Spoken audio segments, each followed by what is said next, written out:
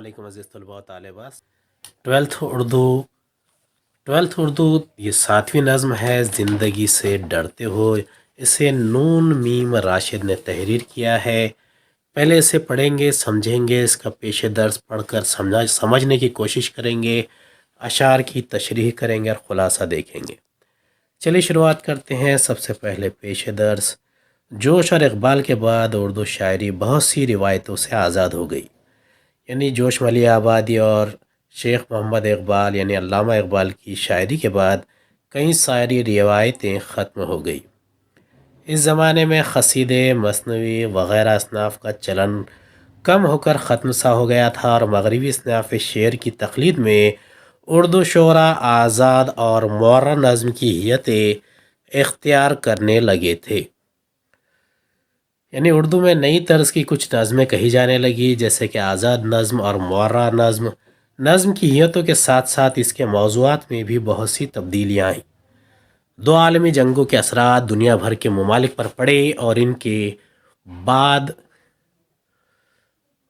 Europe اور امریکہ میں ظہور پانے والے فلسفیانہ نظریات نے مشرقی ملکوں کو بھی متاثر کیا، جس کے نتیجے میں اشتراکی، وجودی اور جمالیاتی نظریات عام ہونے لگے۔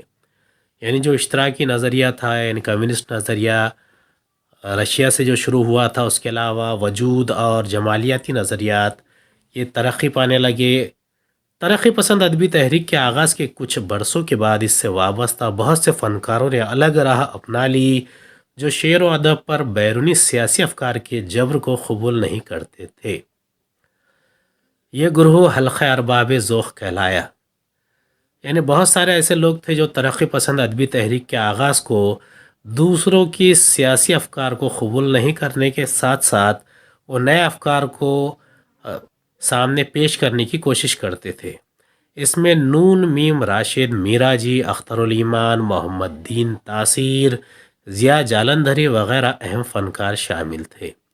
ان شعراء نے آزاد نظم کو خوب ترقی دی اور اسے اپنے زمانے میں نظم کی مقبول حیت بنا دیا۔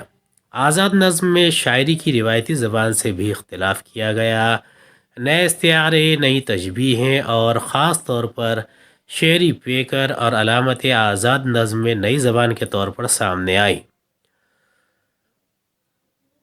یعنی نظم کی حیت ہی پوری طریقے سے تبدیل ہو گئی تھی، جس کی وجہ سے نئے استعارے، تشبیہات اور دیگر چیزیں بھی اس میں شامل حال ہو گئی۔ راشد کی درج ذیل نظم بھی اسی طرز کی حامل ہے۔ اس میں رشتہ ہائے آہن، نارسائی کا دور، بے ریا خدائی، شب زباں بندی، نور کی زباں، دیو کا سایہ وغیرہ ایسے ہی نئے استعارے اور علامات ہیں۔ اس نظم میں شاعر نے یہ بتایا ہے کہ انسان اس کائنات میں مرکزی حیثیت رکھتا ہے، اسے اپنی ذمہ داریوں کو سمجھنا چاہیے اور مصائب اور مشکلات سے مقابلہ کرتے ہوئے زندگی کے سلسلے کو آگے بڑھاتے رہنا چاہیے۔ زندگی ایک مستقل امکان کا نام ہے۔ اب جان پہچان کی مدد سے ہم نون میم راشد کے متعلق معلومات حاصل کریں گے۔ نون میم راشد کا نام نظر محمد راشد تھا۔ ادبی دنیا میں نون میم راشد کے نام سے شہرت ملی۔ ان کی پیدائش 1 اگست 1910 عیسوی کو پنجاب میں ہوئی۔ وہ کئی رسالوں کے مدیر رہے۔ انہیں ترجمہ نگاری سے خاص شغف تھا۔ انہوں نے کچھ عرصہ فوج میں بھی ملازمت کی۔ سلسلے میں ان کا قیام ایران اور بعض دوسرے ملکوں میں رہا۔ ان کا انتقال 9 اکتوبر 1975 کو برطانیہ میں ہوا۔ نون میم راشد نے نظم کی حیت میں کئی تجربے کیے اور آزاد نظم کو فروغ دیا۔ وہ اپنی شاعری میں ایک دانشور کے طور پر نمایاں ہوئے۔ ان کی نظموں میں طے داری پائی جاتی ہے۔ راشد نے اپنی نظموں میں ایرانی تلمیحات کے علاوہ ہندوستانی اساطیر سے بھی کام لیا ہے۔ انہوں نے علامتی زبان میں سامراجی طاقتوں کے استحصالی سازشوں کو بے نقاب کیا ہے۔ اب یہ سامراجی طاقتیں یعنی کہ جو بھارت پر انگریزوں کا قبضہ، یا پھر فرانس اور دیگر جو طاقتیں تھیں، یا پھر جو آج کل امریکہ، رشیا یا دیگر ممالک کے جو سامراجی طاقتیں ہیں، ان تمام سے لوہا لینے کی کوشش کی گئی۔ مشرق پر مغرب کی بالادستی اور مغرب کے ہاتھوں مشرق کے سیاسی استحصال کے خلاف راشد نے کھل کر آواز بلند کی۔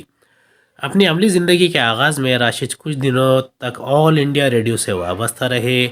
زندگی کا خاصا بڑا حصہ ملازمت کے سلسلے میں انہوں نے ایران میں اور پھر UNO امریکہ میں گزارا۔ ان کا پہلا مجموعہ محاورہ اردو شاعری میں ایک نئے طرز احساس اور اظہار کا ترجمان ہے۔ محاورہ کے بعد راشد کے دوسرے شعری مجموعے شائع ہوئے۔ ایران میں اجنبی، لامساوی انسان اور گمان کا ممکن، ان کا کلیات بھی شائع ہو چکا ہے۔ یعنی نون میم راشد جو ہے ایک ترقی پسند تحریک کے ایک بہت ہی نمایاں شاعروں میں اپنا الگ مقام رکھتی ہیں۔ اب دیکھیے اس کی شروعات کرتے ہیں، اس نظم کو پڑھتے ہیں اور نظم پڑھنے کے بعد اسے سمجھنے کی کوشش کریں گے۔ چلیے شروعات کرتے ہیں۔ سب سے پہلے، زندگی سے ڈرتے ہو، زندگی سے ڈرتے ہو، زندگی تو تم بھی ہو، زندگی تو ہم بھی ہیں۔ آدمی سے ڈرتے ہو، آدمی تو تم بھی ہو، آدمی تو ہم بھی ہیں۔ آدمی زباں بھی ہے، آدمی بیاں بھی ہے، اس سے تم نہیں ڈرتے۔ آدمی زباں بھی ہے، آدمی بیاں بھی ہے، اس سے تم نہیں ڈرتے۔ اب یہاں پر شاعر بیان کرتا ہے کہ زندگی سے ڈرتے ہو، زندگی تو تم بھی ہو، زندگی تو ہم بھی ہیں۔ اس نظم میں شاعر نے بتایا ہے کہ اس کائنات میں انسان ایک مرکزی حیثیت رکھتا ہے، اسے اپنی ذمہ داریوں کو سمجھنا چاہیے اور مصائب اور مشکلات سے مقابلہ کرتے رہنا چاہیے اور زندگی کو ہمیشہ آگے بڑھتے رہنا چاہیے۔ آزاد نظم زندگی سے ڈرتے ہو میں شاعر نون میم راشد نے یہ بتایا ہے کہ انسان اس کائنات میں مرکزی حیثیت رکھتا ہے۔ اب شاعر کا کہنا ہے کہ نئے دور کا انسان انسانوں ہی سے لڑتا ہوا نظر آتا ہے۔ زندگی سے ڈرتے ہو سے مراد ہے اپنے ہی بھائی انسان کی زندگی اجیرن کر کے رکھ دیتا ہے، زندگی سے ڈرتا رہتا ہے۔ نہ صرف زندگی سے ڈر لگنے لگا ہے، اس کے دل میں انسان کا بھی ڈر و خوف بیٹھ گیا ہے۔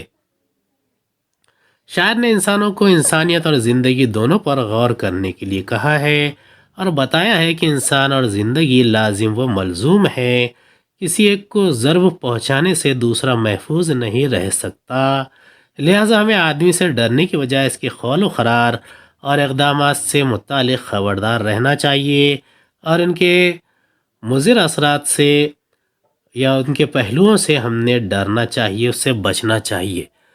اب اس کے مضر جو پہلو ہے اس میں سب سے اہم پہلو ہے آدمی کی زبان۔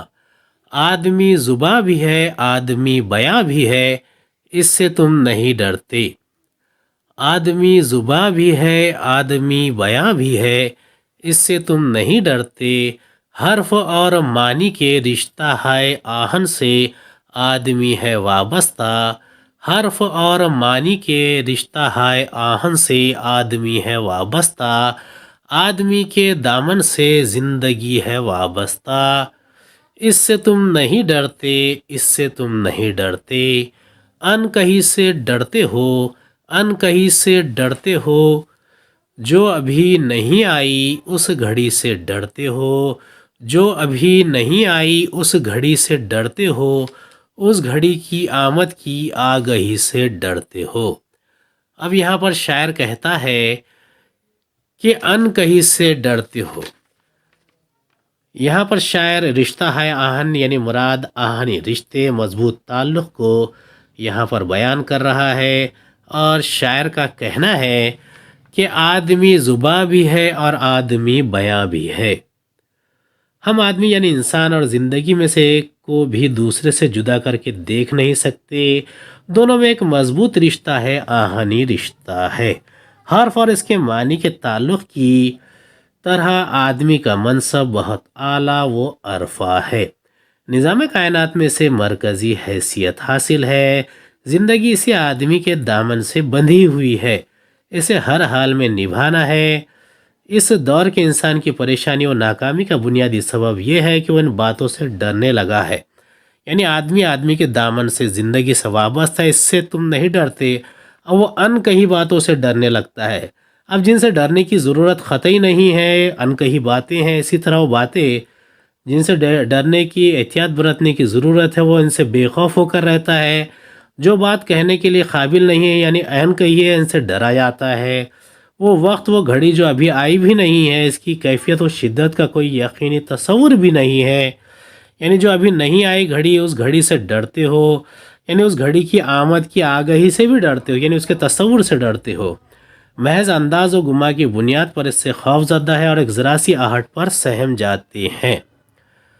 جو ابھی نہیں آئی اس گھڑی سے ڈرتے ہو، اس گھڑی کی آمد کی آگہی سے ڈرتے ہو۔ پہلے بھی تو گزرے ہیں، اب یہاں پر شاعر بیان کر رہا ہے، پہلے بھی تو گزرے ہیں دور نارسائی کے، بے ریا خدائی کے۔ پہلے بھی تو گزرے ہیں دور نارسائی کے، بے ریا خدائی کے۔ پھر بھی یہ سمجھتے ہو ہیچ آرزو مندی، پھر بھی یہ سمجھتے ہو ہیچ آرزو مندی، یہ شب زباں بندی ہے رہ خدا بندی۔ تم مگر یہ کیا جانو، تم مگر یہ کیا جانو، لب اگر نہیں ہلتے، تم مگر یہ کیا جانو، لب اگر نہیں ہلتے، ہاتھ جاگ اٹھتے ہیں، ہاتھ جاگ اٹھتے ہیں، ہاتھ جاگ اٹھتے ہیں، راہ کا نشان بن کر، نور کی زبان بن کر۔ ہاتھ جاگ اٹھتے ہیں راہ کا نشان بن کر، نور کی زبان بن کر۔ ہاتھ بول اٹھتے ہیں صبح کی اذان بن کر، صبح کی اذان بن کر، روشنی سے ڈرتے ہو، روشنی تو تم بھی ہو، روشنی تو ہم بھی ہیں، روشنی تو تم بھی ہو، روشنی تو ہم بھی ہیں، روشنی سے ڈرتے ہو۔ اب یہاں پر شاعر کہتا ہے کہ پہلے بھی تو گزرے ہیں دور نارسائی کے، بے ریا خدائی کے۔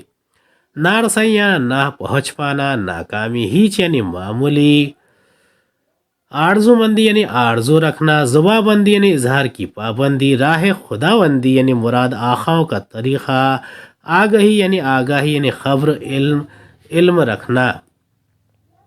پہلے بھی تو گزرے ہیں دور نارسائی کے، بے ریا خدائی کے۔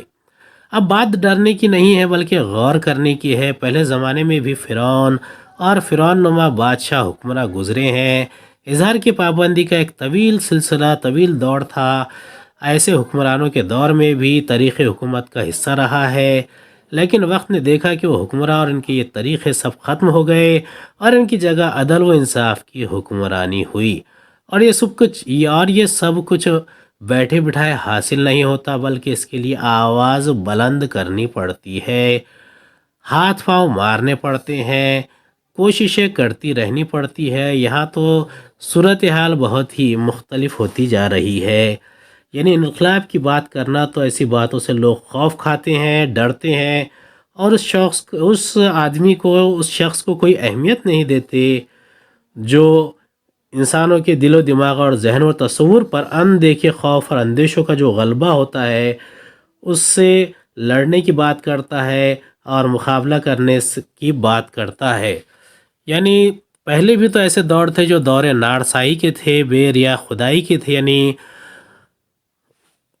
فرعون کے، نمرود کے دور کی ذکر کر رہا ہے، اور یہ معمولی آرزو مندی کی بات ہے، شب زباں بندی کی بات ہے، رہے خدا بندی کی بات ہے۔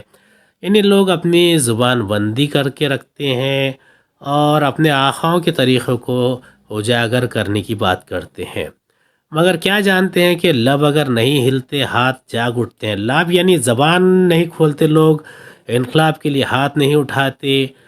اب وہ راہ اور نشان بن کر اگر آگے بڑھیں گے، نور کی زبان بن کر آگے بڑھیں گے، آواز دیں گے، صبح کی اذان بن کر ان کی آواز اگر چلے گی، آواز سے انقلاب کا سور پھونکے جائے گا تو وہ ایک روشنی کی کرن جگمگائے گی، کیونکہ روشنی تم بھی ہو اور روشنی ہم بھی ہیں۔ اب یہ روشنی سے ڈرنا جو ہے یہ انسان کی زندگی کا حصہ بن چکا ہے۔ شہر کی فصیلوں پر دیو کا جو سایہ تھا، پاک ہو گیا آخر رات کا لبادہ بھی۔